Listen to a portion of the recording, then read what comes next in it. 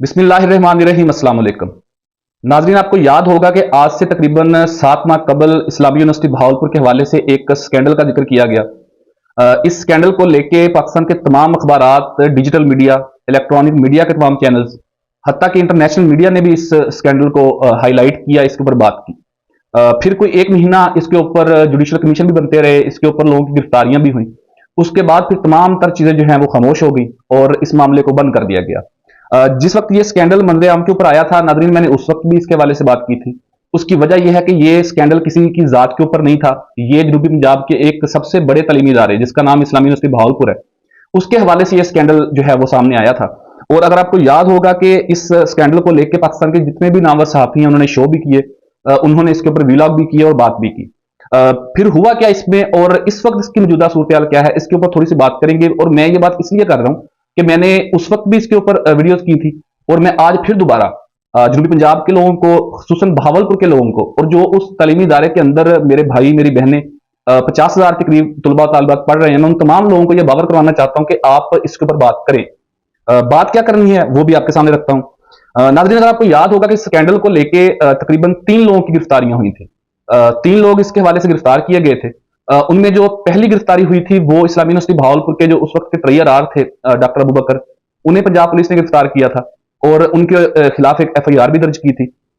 उसके बाद फिर उन्होंने इस्लामी यूनिवर्सिटी भावलपुर के chief security officer major Ijaz Shah को गिरफ्तार किया था। उनके ऊपर भी उन्होंने एक FIR दर्ज की थी और फिर उनकी एक वीडियो स्टेटमेंट भी आई थी जो पुलिस ने अपने प्रेशर के अंदर उनसे दिलवाई थी, कि जिसमें वो क्लेम कर रहे थे कि मेरे पास बहुत सारे ऐसे एविडेंस मौजूद है, कि जिसमें उन्होंने मुख्तलिफ डिपार्टमेंट्स के जो हेड ऑफ डिपार्टमेंट हैं, सीनियर टीचर्स हैं, उनके हवाले से उन्होंने जिक्र किया था। मैं वो नाम यहाँ पे रिपीट नहीं करूंगा क्योंकि मेरे पास उनके मुतालिक कोई सबूत नहीं है, तो मैं यहाँ पर उनका नाम रिकॉल नहीं करना चाहता। लेकिन आप तमाम लोगों को याद होगा कि चीफ सिक्योरिटी ऑफिसर ने बहुत सारे प्रोफेसर के नाम लिए थे।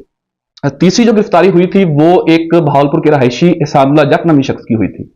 उसके बाद हुआ ये कि फिर तमाम तीनों मुलजमान को, क्योंकि जब तक चीजें साबित ना हो जाए, जब तक जुर्म साबित ना हो जाए, तो मुलजम ही होता है अगर उसके खिलाफ FIR भी दर्ज हो। तो तमाम तीनों लोगों को जो है वो अदालत ने बाइज्जत तौर पर बरी कर दिया और ये तमाम तर मामला जो है ये दोबारा से बंद कर दिया गया। लेकिन नाजरीन, बात यह है कि अगर तो इसमें कोई हकीकत नहीं थी, अगर इस स्कैंडल को लेके इसके अंदर कोई हकीकत नहीं थी, ये कोई सियासी चाल थी, यूनिवर्सिटी की इंटरनल पॉलिटिक्स के ऊपर बात थी, तो भी तमाम लोगों के सामने इन हकायक को रखना चाहिए।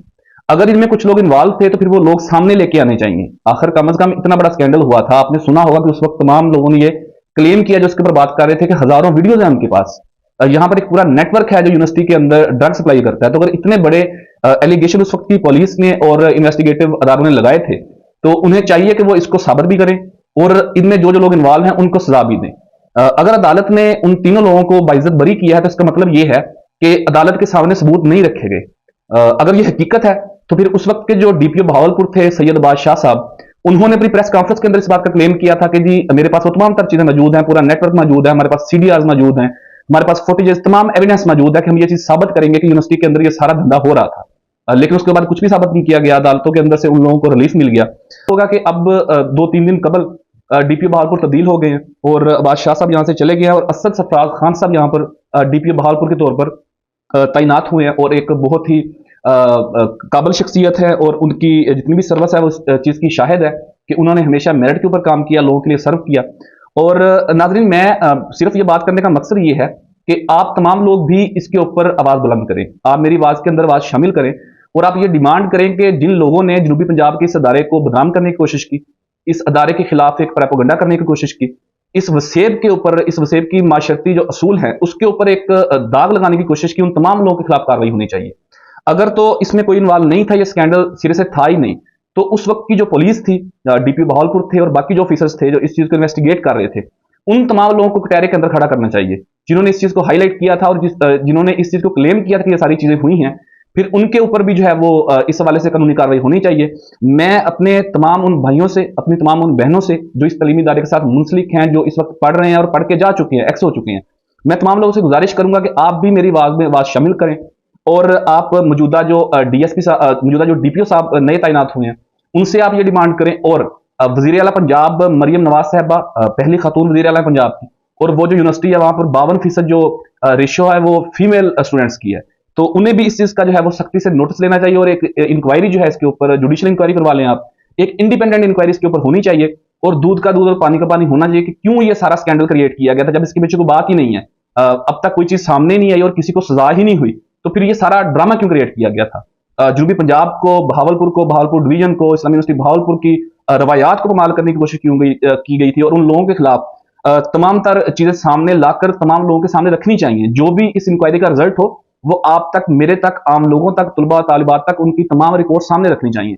और मैं आपसे गुजारिश करूंगा कि आप भी इसके ऊपर मेरी आवाज में आवाज अपनी शामिल करें, मेरी आवाज बने और इस चीज को दोबारा से हाईलाइट करें और डिमांड करें कि एक free and fair inquiry committee तश्कील दी जाए जो इस तमाम चीजों को जो है वो डिग आउट करे और तमाम चीजें मंजरेआम के ऊपर लेकर आए कि कोई इसमें कसूरवार था या नहीं था। अगर कोई नहीं था तो पुलिस ने इतना तमाम हंगामा क्यों किया था। यही आज का टॉपिक था और यही मैं आपसे बात करना चाहता था। अपना बहुत सारा ख्याल रखिएगा, मुझे अपनी दुआ में जरूर याद रखिएगा। अपने मेजबान ज़ीशान नूर को इजाजत दीजिए। अल्लाह।